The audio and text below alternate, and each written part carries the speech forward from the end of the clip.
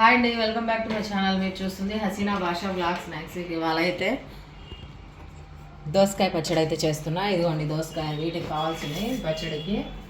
ఇదిగోండి శనక్కాయ పప్పులు, దోసకాయ కట్ చేసి పెట్టాను ఒకటి, ఒక 50 గ్రాములు అట్లా శనక్కాయ పప్పులు. ఇదిగోండి టమాటాలు, పచ్చిమిర్చి, చింతపండు, చిన్నుల్లిపాయ, ఉల్లిపాయ కట్ చేసి పెట్టాను. ఇవైతే పచ్చళ్ళు లాస్ట్లో వేయాలి. ఇదిగోండి కొత్తిమీర సరిపడా వేసుకోవాలి, ఉప్పు అయితే. ఇదిగోండి కొద్దిగా జీలకర్ర, ఇంతేనండి. ఇప్పుడైతే శనక్కాయ పప్పులు ఫస్ట్ ఫ్రై చేసుకోవాలి. పెట్టేసి శనక్కాయ పప్పులు ఫ్రై అయ్యాక పచ్చిమిర్చి, టమాటాలు ఫ్రై చేసుకోవాలి. ఈ పచ్చడి అయితే చాలా టేస్ట్ ఉంటుంది. ఇదిగోండి శనక్కాయ పప్పులు ఫ్రై అయ్యాయి. ఇవి చల్లారాక పప్పు తీసుకోవాలి. ఇప్పుడు కొద్దిగా ఆయిల్ వేసుకొని పచ్చిమిర్చి, టమాటాలు, దోసకాయ ఫ్రై చేసుకోవాలి. ఆయిల్ వేసేసాను. ఇవాళ అయితే రోట్లో చేస్తున్నాను నేను ఈ పచ్చడి. రోట్లో బాగుంటుంది. రోట్లో పచ్చిమిర్చి, టమాటా, దోసకాయ కూడా ఇందులోనే వేసేస్తున్నా. టమాటా పచ్చిమిర్చిలోనే కొద్దిగా అయితే జీలకర్ర వేస్తున్నా. జీలకర్ర వేసుకుంటే పచ్చడిలో టేస్ట్ ఉంటుంది బాగా. వేడి వేడి అన్నం లేక పచ్చడి వేసుకుంటే చాలా బాగుంటుంది. ఇదైతే బాగా మగ్గాలి. సన్న వంట మీద మాడు పట్టకుండా బాగా మగ్గనివ్వాలి. శనక్కాయ పప్పు చల్లారే వరకు.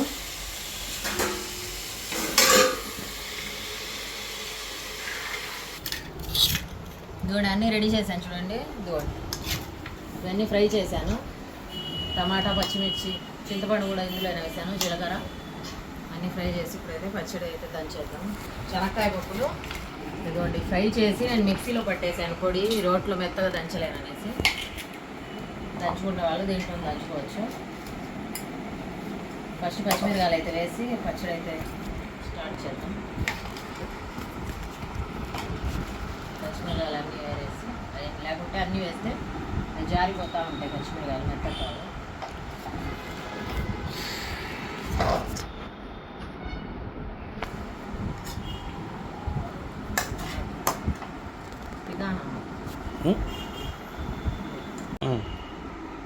ఉప్పు అయితే కొద్దిగా తక్కువ ఉంది.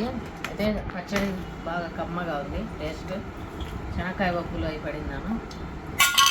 ఉల్లిపాయలు, వెల్లుల్లి వేసేసాను. ఇవి లాస్ట్లో కదా, వెమ్మటే ఇంకా కలిపి కొద్దిగా తీసేద్దాం పచ్చడి అయితే. కొత్తిమీర వేసి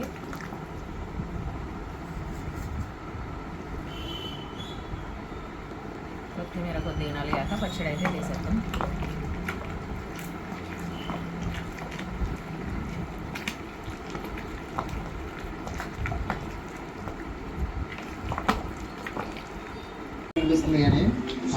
కచ్చపచ్చగా అయినాయి. ఇప్పుడైతే పప్పుల పొడి వేస్తున్నా. శనక్కాయ పప్పుల పొడి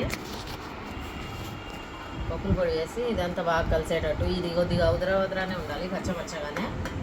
దోసకాయ ముక్కలు అక్కడ తగులుతుంటే బాగుంటాయి. ఇప్పుడైతే ఇదంతా కలిపేసి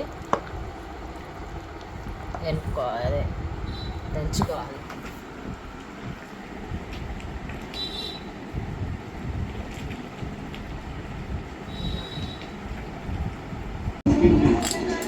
పచ్చిమిరకాయలు అయితే నలిగాయి చూడండి. త్వరగా ఇట్లా నూరటం ఇదేనా ఫస్ట్ టైం.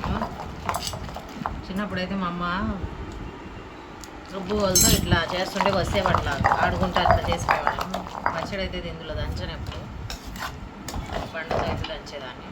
ఉప్పు వేసాను ఇందాకే కొద్దిగా. ఈ ముక్కలన్నీ వేసి రుబ్బుకోవాలి.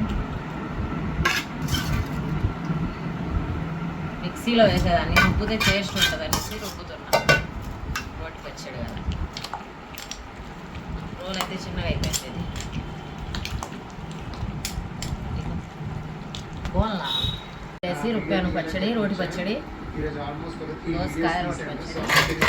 ఇప్పుడైతే తీసేద్దాం గిన్నెలోకి. తీసేసి వేడి వేడి అన్నంలో చాలా బాగుంటుంది పచ్చడి. కొంచెం వీడియోస్ క్లమ్సీగా ఉంటే ఏమనుకోవద్దు.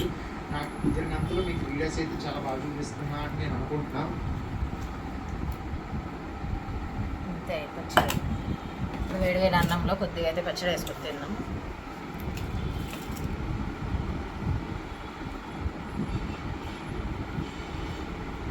పచ్చడి దంచాక రోట్లో కొద్దిగా వేసుకొని తింటే అది ఒక టేస్ట్ ఉంటుంది. ఆ రోల్ అయితే చిన్న ఉంది, నేనైతే వేయలేదు అందులో.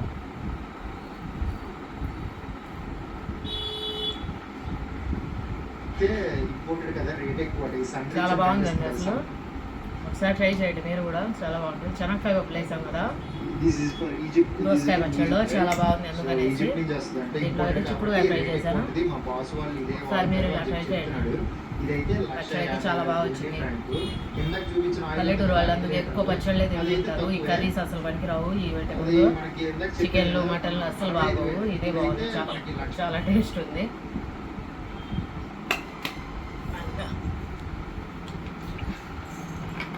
కారం అయితే లేదు అసలు, పచ్చిమిరపకాయలు తక్కువ వేసాను.